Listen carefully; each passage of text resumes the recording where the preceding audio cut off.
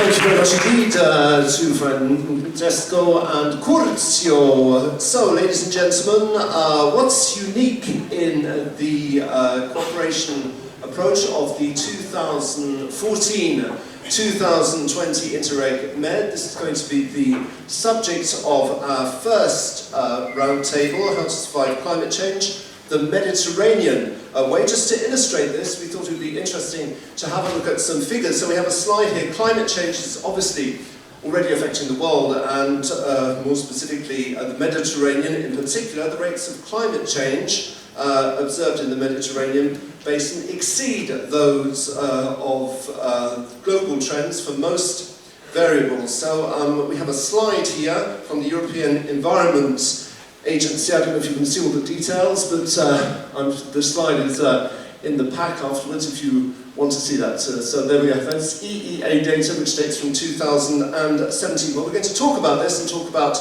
cooperation on a Mediterranean way, and to do so for each of our roundtables, I'm very happy that we have Sophie is here. A big round of applause for Sophie, who has a very important role of starting off our debates. Sophie.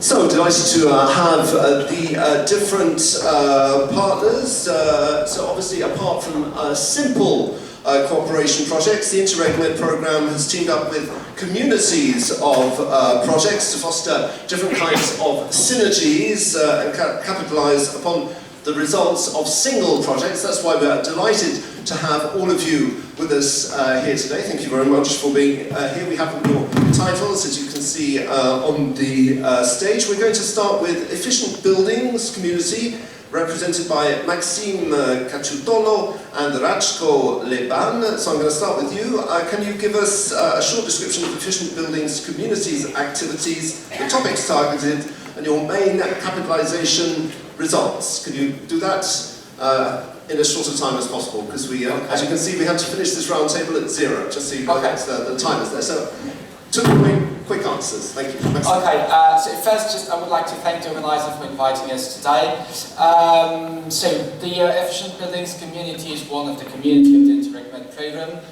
We gather 10 so-called modular projects dealing with capacity building, raising awareness, designing and testing innovative tools, and financing solutions. The idea of this community is to build synergies and to co-construct next practices for energy, for efficient buildings in the Mediterranean. This community, it's about almost 100 partner organizations in the Mediterranean, from Portugal to Cyprus. And we are working mainly on urban and peri-urban areas. We decided that it would be valuable for our project to gather public sector and private sector. Both are very important to tackle this challenge of energy efficiency in public buildings. In this community, as I said, we gathered 10 modular projects, and we identified at the very beginning of the adventure 3 groups in the community. A group dealing with financing issues, financing questions. A group developing innovative and technical tools, and also a group dealing with schools, because schools are public buildings but with a particular use and particular users. About the target, the topic targets, and I just would like to say a word about the target group. Local authorities, so mainly cities, are obviously the main target groups of the community, but we also decided to knock at the door of the European Commission, because if we want to change things, we have to address to different levels, the local level, the regional level, national level also, and the European level. Those modular projects, so as I said, they're working on financing tools, schools, and they developed several tools, let's use this word, tools during this 3-year project. For example, a joint action plan, because there is a strong need for coordinated action in the Mediterranean. Also, they developed toolbox. By tools, I mean technical tools, obviously, but also governance tools, because a lot of local authorities, they need help to design new strategies to achieve their near zero building strategy idea. Also, set of best practices, because it's one thing to develop innovative solutions, but it's also something very important, and the European Union calls for that. It's very important to identify already existing best practices, and then to create a set of those best practices for local authorities. Awareness campaign, of course. So that was some examples that the communities of the community's results. This community has been supported, let's say, by the Madness Project. I'm a representative of the Madness Project, and this project was built to help those modular projects in the capitalization strategies. So we developed 4 technical papers based on the technical results of the modular project, of the 10 modular project, and based on these 4 technical papers, we drafted 2 policy papers. Those policy papers will be used for the European Commission to help them also to take into account the Mediterranean specificities.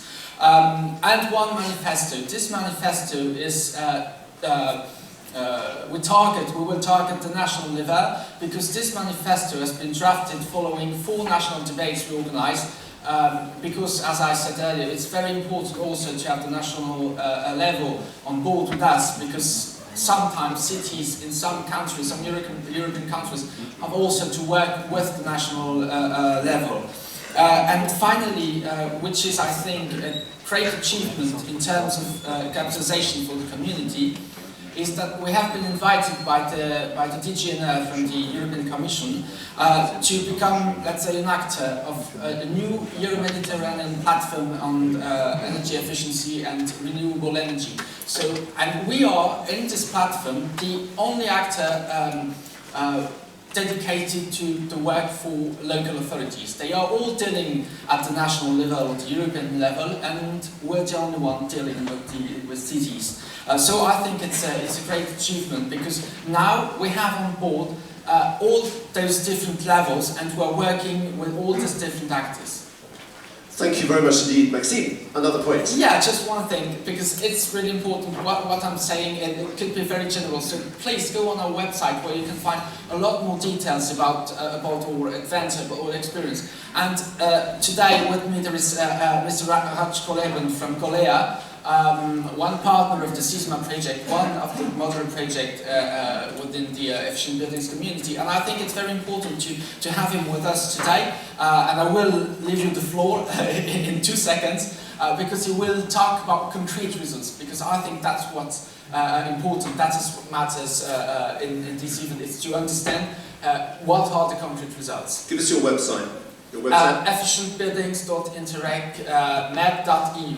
Okay, and don't forget Slido. Also, if you want to ask, because at the end of the roundtable, I will take some of your questions to all our panelists. Now, concrete examples.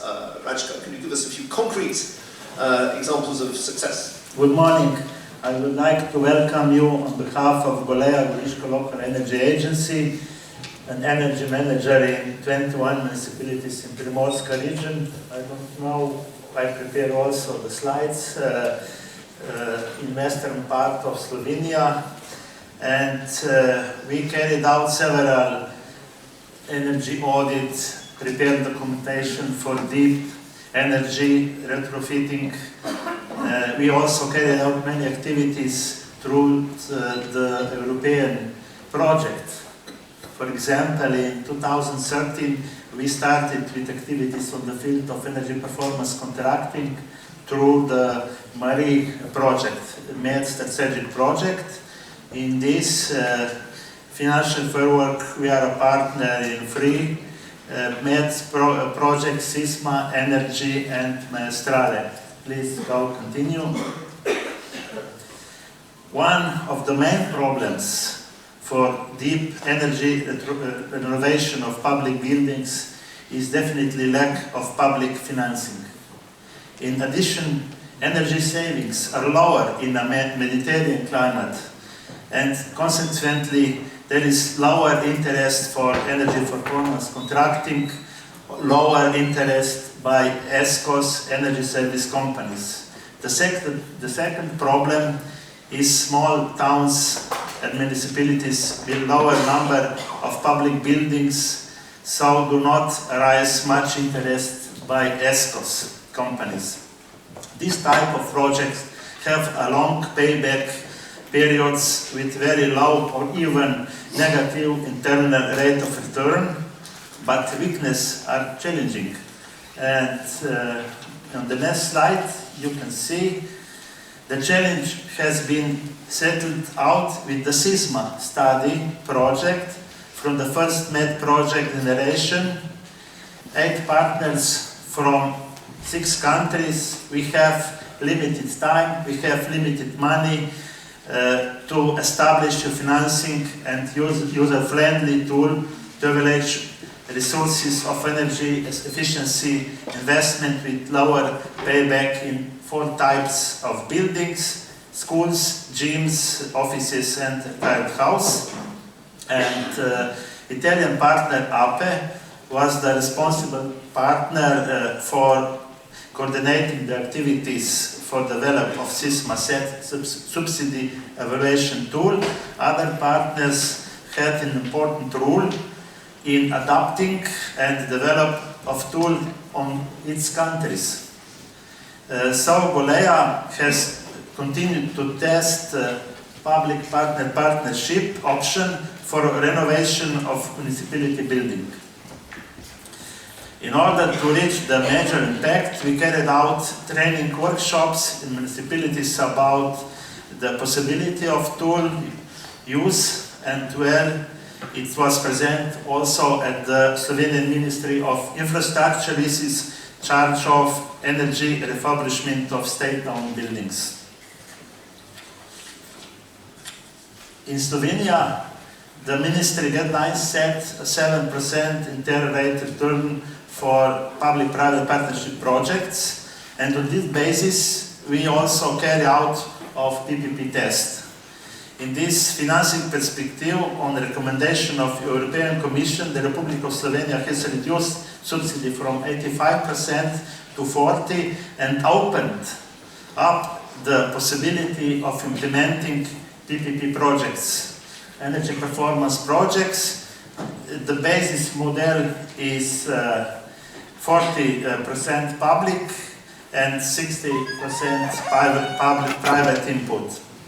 As I said before, a PPP test is also mandatory, so that the share of energy performance contracting projects against public procurement has grown up from 49%, please go. Tell them next, just say next slide. Next slide. Next slide.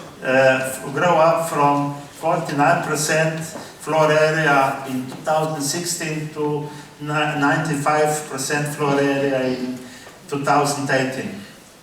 So we do a lot of in this field in Slovenia. As you can see, is that it? No, it's not. No. Oh, it's not finished. You do even more. Okay. When we discuss with ESCO company, we saw that the limit for investment, the minimum for investment, is over 3 million of investment for ESCO companies. So due of this, we have upgraded the SISMA tool through the energy project, that we can handle multiply objects together, even for more objects for several small municipalities, and look to find combination that go through the PPP, private partnership. For example, the last case, when we deal with 4 buildings at the secondary school center in Nova Gorica, firstly we added, the test was negative, and then added 1 more buildings with individual efficiency measures, interesting for ESCO, and now we are going forward with energy performance contract projects. And the last slide, I don't know, I think we have a problem with your slides. Yes, because on the last slide is also contact of my colleagues, Martin Murovic, which can give you additional information about the upgrading SISMA tool. Okay. So if you can contact us, we can send all materials. How do we contact you? Because we can't see it on the slide, but how do we contact you? On the web or on the mail. Which web? Info bolea.se. Olea.se. Yes. Perfect. Thank you. Big round of applause for some concrete examples.